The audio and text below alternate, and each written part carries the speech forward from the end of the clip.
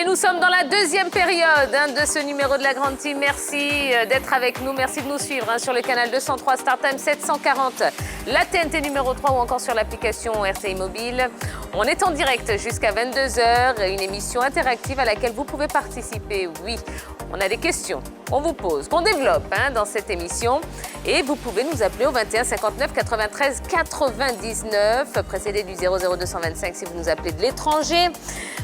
Deux questions à l'ordre du jour. La première qui concernera Karim Benzema. Est-il vraiment le meilleur attaquant français de tous les temps? Eh bien oui, ça fait suite à la déclaration, à cette déclaration d'un certain Zinedine Zidane. Et puis on parlera également des éléphantos qui ne disputeront pas la CAN U20. Est-ce que vous êtes surpris de cette défaite des éléphantos? Eh bien, on va en parler dans quelques instants. Pour le moment, eh bien, la Grande Team est revenue sur le plateau. Voilà, messieurs, bon, vous m'avez laissé toute seule pour la boxe, quoi. Non, mais vraiment, vous n'avez pas été courageux, messieurs. Ah, mais vous avez assuré, là. Vous avez de superbes uppercuts, hein? Oh là là. Vous avez vu ça? Oh là là là là. Vous avez eu peur de nos invités. Bon, c'est pas grave, c'est pas grave. Vous me revaudrez ça. Allez, on va accueillir donc notre deuxième invité de la soirée. C'est un technicien du football. Il est le président de l'Union des centres de formation du Béquet et président de DIAF, Académie de Boaké. Fofana Abdul-Kader arrive maintenant sur le plateau de la Grande Team. Bonsoir Abdul-Kader. Bonsoir madame. Comment allez-vous? Grâce à Dieu. Bon, ben, on est content de vous recevoir. Merci d'avoir fait le déplacement et d'être venu nous retrouver sur le plateau de la Grande Team. Merci à vous. Alors, on va parler de vous, de votre académie, mais surtout de votre parcours. Alors, avant d'être formateur, vous avez été footballeur. Est-ce que vous pouvez nous parler de votre parcours de footballeur? D'abord, bonsoir à tous. Il faut dire que ça n'a pas été si facile. Bon, comme tout bon gamin, on était intéressé par le football. Je dis que c'est depuis le bas âge, parce que mon père voulait que je parte à la gendarmerie. Par contre, moi, je ne voulais pas, j'étais attiré tout par le football. Et j'aimais beaucoup les joueurs nigériens qui jouaient à l'Africa, tels que Thompson Olulia et Rachid Yekini, vraiment qui ont bercé un peu mon enfance. Donc, puis je prenais de l'âge, j'ai décidé comme ça de faire du football. Voilà. Alors, vous êtes passé par le Sénégal, par le Maroc, par le Soudan. Vous avez connu quand même pas mal de difficultés. Est-ce qu'on peut en parler? Alors, qu'est-ce qui s'est passé là-bas dans ces trois pays? Bon, il faut dire que ça n'a pas été facile. J'ai vécu vraiment la galère. Surtout, je me rappelle bien de mon voyage en Guinée. Ça, c'était après mon bac en 2008. Quand je suis allé en Guinée, j'étais au Felo Stade de l'Abbé. D'abord, avant d'aller au Felo, j'ai fait l'Espoir de l'Abbé en Ligue 1. Et là-bas, ça n'a pas trop bien marché. Et après, au cours d'un match, il y a un agent qui m'a vu, qui m'a dit comme ça qu'il allait me proposer en Gambie, en Ligue 1, au CV Football Club. Et comme ça, comme je n'arrivais pas à m'imposer en Guinée, j'ai décidé de partir en Gambie. Et quand je suis arrivé en Gambie, c'était une autre galère. Parce que le monsieur il m'a plaqué là, à Serekunda, et je ne l'ai plus vu jusqu'à aujourd'hui. Et comme ça, je me retrouve dans la rue. J'ai fait pratiquement un mois. Voilà, j'ai vécu avec un Sénégalais qui a fait la Côte d'Ivoire ici à Treichville, qui m'a hébergé. J'ai même poussé les boulettes en Gambie voilà, pour pouvoir manger et ensuite aller à mes entraînements. Voilà, et c'est 2 mois après, disons, que j'ai eu un club, le CV Football Club, où j'ai joué en Ligue 1. Aujourd'hui, on constate la fuite des talents ivoiriens, les centres de formation, vous, les formateurs. Qu'est-ce que vous dites à ces enfants que vous formez? Aujourd'hui, on constate qu'il y a des jeunes qui essaient d'aller monnayer leur talent en Europe, qui meurent en mer. Quel est le conseil que vous donnez à ceux que vous formez en ce moment précis dans votre centre de formation? D'accord, merci. Pour moi, déjà, ce que je dis à mes gamins, à mon académie, je leur dis simplement de ne pas se presser. C'est surtout la patience. Parce que le football, on n'improvise pas. Il faut prendre le temps de mieux se former et ensuite aller à l'étranger. Parce que pour les enfants, il ne faut pas sortir pour sortir. Parce que quand on sort, c'est qu'on est capable d'aller mettre au banc celui qui est là-bas. Mais quand tu sors et que vraiment tu n'as pas le même niveau que celui qui est sur place, il va évidemment te mettre au carreau. Donc moi je dis aux enfants de prendre leur temps, bien se faire former ici. Ici, on a la chance d'avoir au moins 4 à 5 championnats. Ils peuvent jouer en D3, ils peuvent jouer en Ligue 2, ils peuvent jouer en Ligue 1. Et vous savez, en matière de football, lorsqu'on a le talent, vraiment ça va très vite. Ça va vite et puis ça va les éviter vraiment ces lendemains qui n'ont pas de sortie d'issue favorable. Mais quelle est votre offre à vous? Il y a un gros débat sur les centres de formation et les académies de football. Certains centres n'ont vraiment pas de bon niveau. aucun équipement. Et puis il y a le top avec la SEC, l'Ivoire Academy et autres. Vous, quelle est votre offre? Quelle est votre spécialité? Quelle est votre particularité? Quelle est votre spécialité? Qu'est-ce que vous offrez d'innovant par rapport au travail que vous faites? D'accord. Vous savez, en matière de formation ici en Côte d'Ivoire, on a un véritable problème. Absolument, oui. Voilà, parce qu'il y a beaucoup d'hommes aujourd'hui qui viennent au football pour avoir de l'argent. Et dans l'immédiat, voilà, ils ne pensent pas à demain pour dire que c'est un travail vraiment à longue haleine où on pourra bénéficier demain. Mais pour eux, c'est dans l'immédiat. Et c'est ce qui envoie vraiment tout ce remue-ménage dans le domaine de la formation en Côte d'Ivoire. Aujourd'hui, il faut donner une nouvelle offre à ces gamins-là. Parce que quand un enfant vient en centre de formation, qu'il est formé jusqu'à l'âge de 16 ans, 17 ans, et qu'il ne va pas en club, il n'y a pas une issue pour lui, ça devient difficile. Et aujourd'hui, comme vous l'avez si bien dit, il y a des gens qui viennent au centre de formation pour avoir de l'argent. Et quand ils viennent, ils ne sont pas bien formés. Parce que pour former un enfant, il faut être quand même bien formé. Et quand ce dernier n'est pas bien formé, l'enfant ne peut pas avoir une bonne formation, évidemment. Voilà, donc pour moi aujourd'hui, il faut changer la donne. Il faut donner une nouvelle offre à ces gamins-là, c'est-à-dire trouver des partenaires. Mais avant d'aller vers les partenaires, il faut prendre le temps de bien former ces enfants. Et ensuite, on peut les prêter, disons, au club de D3, de Ligue 2 et de Ligue 1 en Côte d'Ivoire, pour qu'ils fassent les preuves avant de partir. D'accord, très bien. Allez, on va maintenant parler du tournoi UFOAB, hein, pas de CAN U20 pour la Côte d'Ivoire. Et c'est l'actu de ce soir.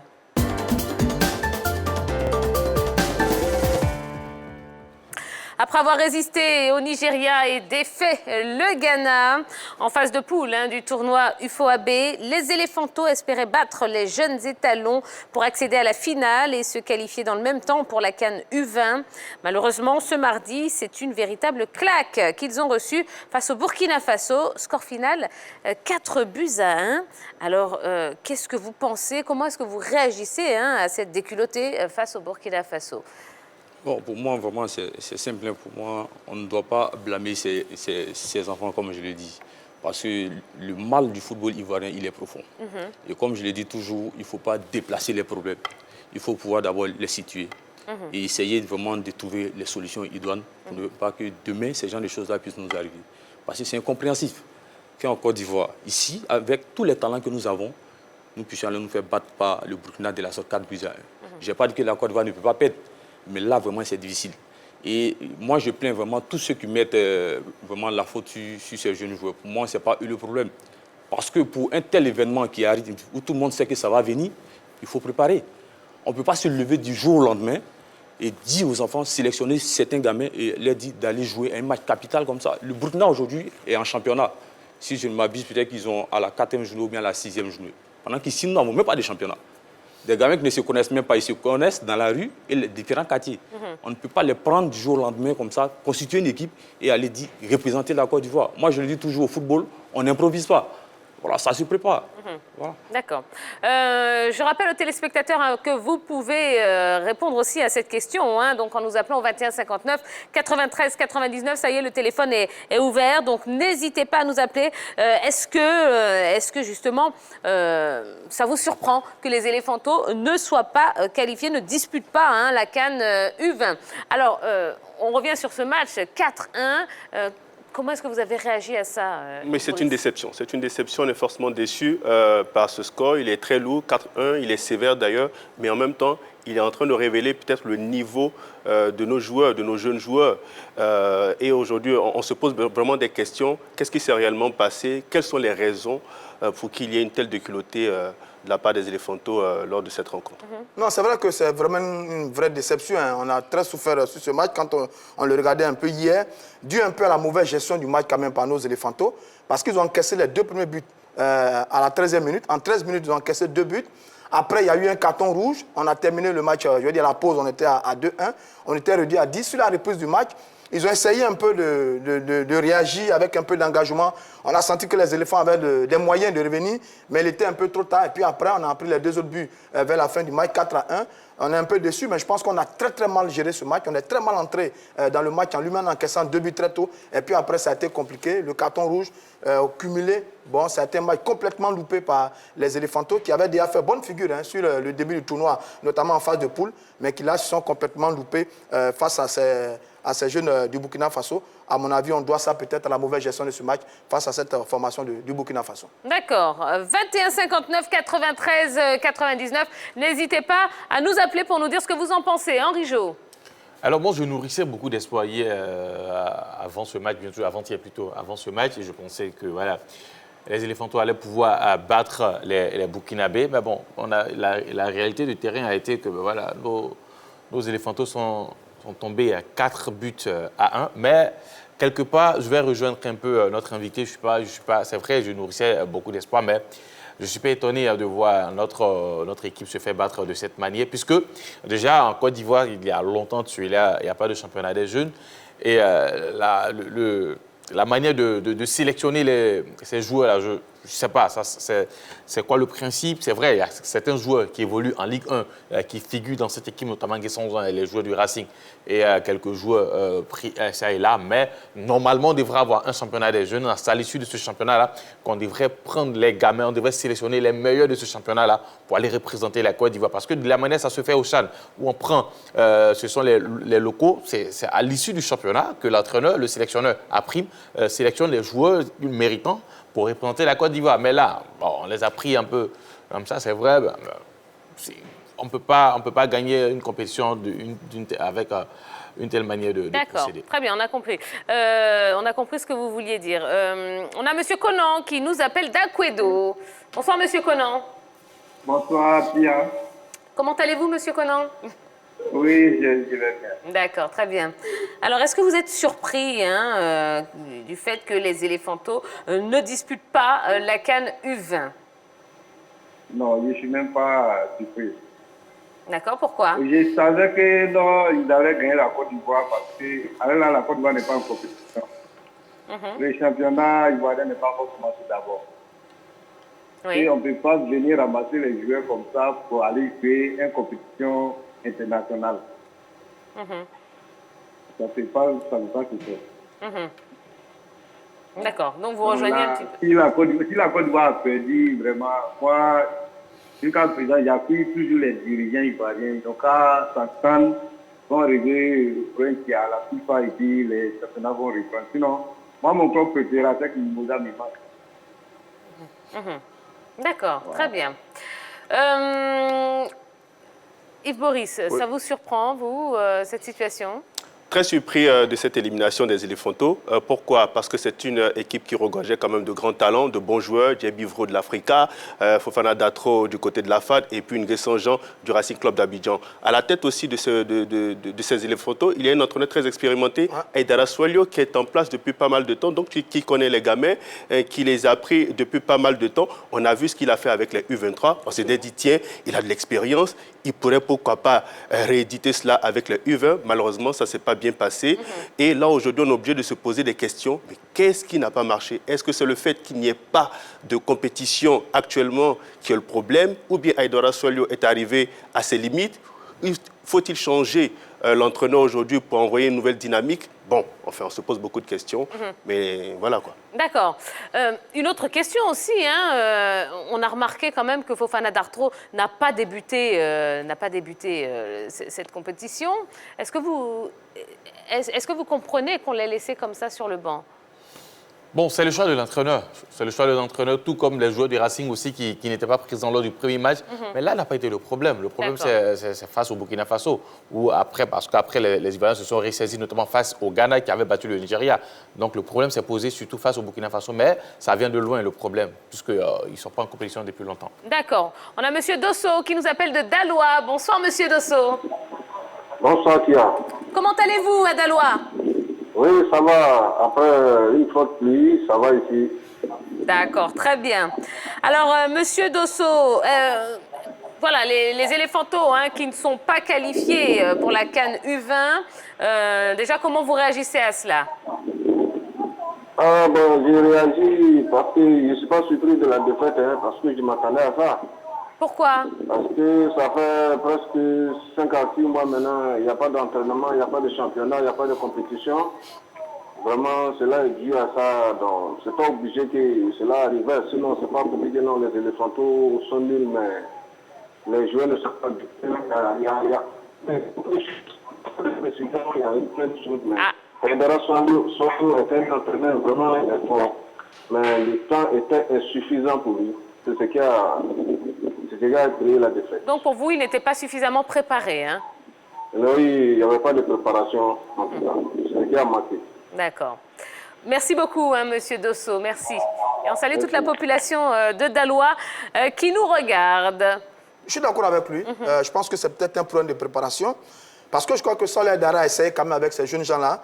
Il allait jouer un match amical du côté de l'Arabie Saoudite il n'y a pas longtemps pour permettre de créer un peu une équipe. Bon, malheureusement, le résultat n'a pas suivi. Mais j'avoue qu'on a fait un assez bon tournoi quand même. Si on regarde les 2 premiers résultats des éléphants dans notre poule, la poule A, la poule B. On a fait un match face au Nigeria et on a battu le Ghana, qui quand même sont de très bonnes équipes.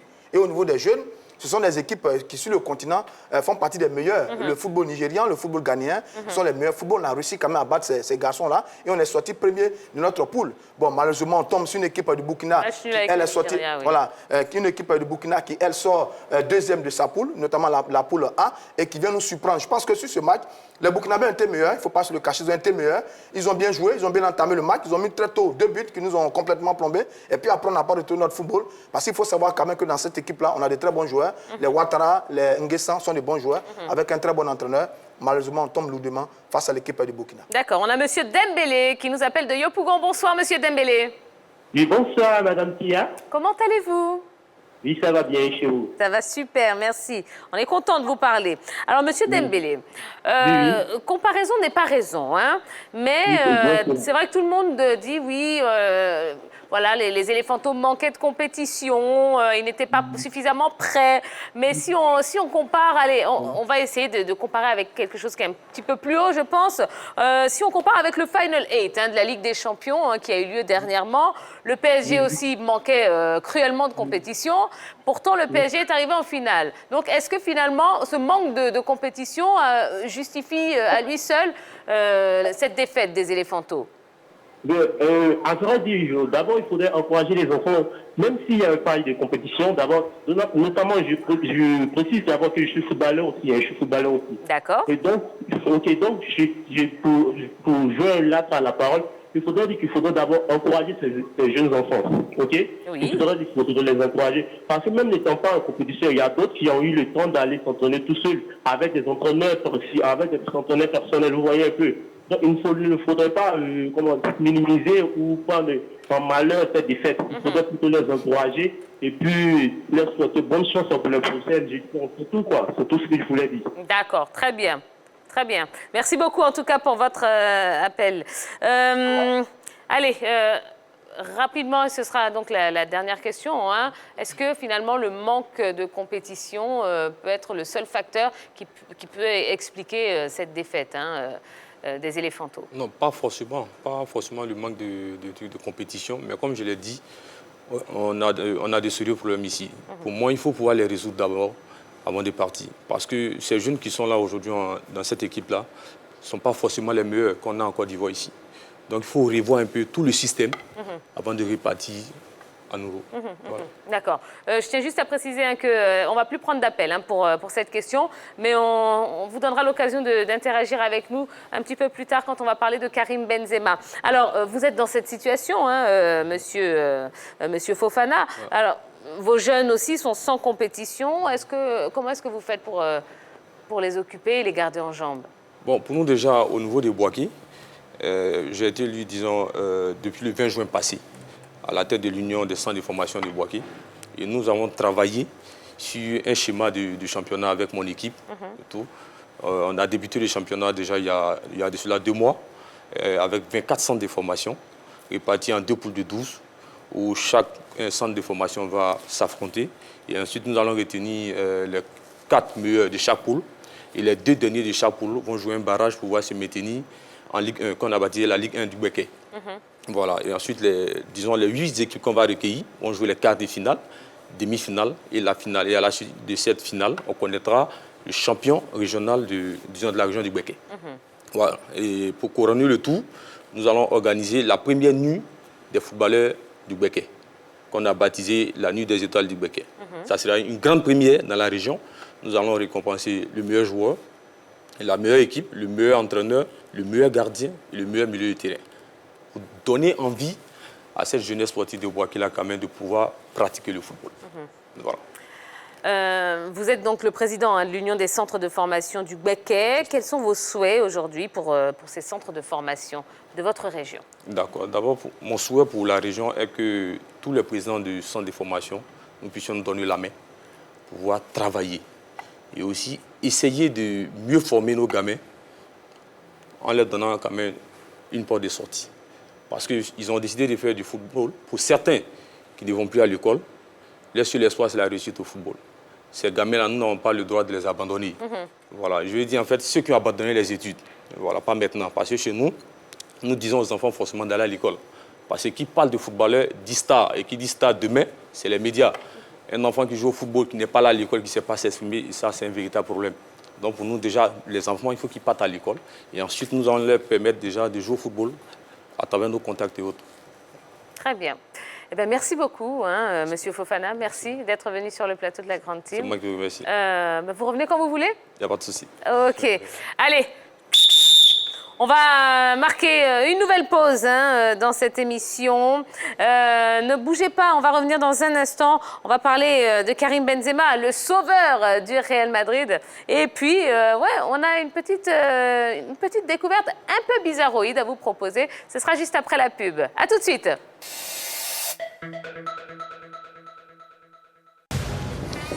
Beaucoup d'amour avec les étoiles plein les yeux. C'est l'émission polémique, évidemment. Puis polémique, pop loco. Sensation, décryptage, émotion, débat, argument, contre-argument pour 52 minutes de plaisir. Plaisir à procurer par Annie France, Marie-Dominique, Eunice Zounon, a.k.a. Bouche Pointue, Eunice Dago, Hervé Souoni. Là, j'avance, ma chérie. Si je te plais, drague-moi. Si je refuse, va voir mes parents. Ainsi que Yann Cédric. Let's go! Chaud. C'est le Boumarada, c'est le bon chingom, c'est le dadabi, c'est le maman, c'est le tanti Mandela. C'était de l'inspiration. Voilà les enfants.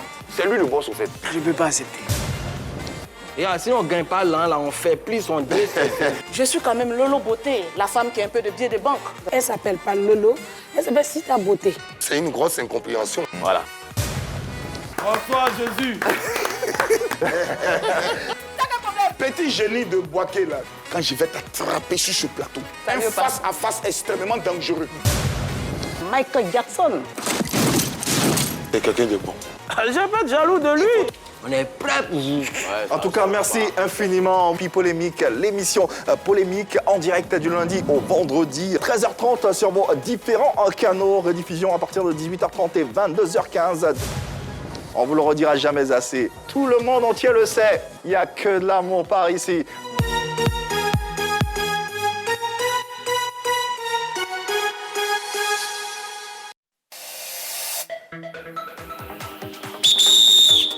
Allez, on est parti pour la troisième et dernière période de ce numéro de la Grande Team. Je vous rappelle qu'on est en direct jusqu'à 22h et que vous avez la possibilité de participer à cette émission en nous appelant au 21 59 93 99. Dans un instant, on va parler de Karim Benzema. Est-il vraiment le meilleur attaquant français de tous les temps? Eh bien, vous serez invité à nous appeler pour nous dire ce que vous en pensez. Ballot est arrivé. Bonsoir, Ballot. Bonsoir, Tia. Vous allez bien? Très bien, ça va. D'accord. Alors, Ballot, vous n'êtes pas seul, puisque Jojo va entrer dans un instant. Ouais, là, tout de suite. Bien sûr, c'est une affaire de haut. Eh ben, c'est Ballot, Jojo.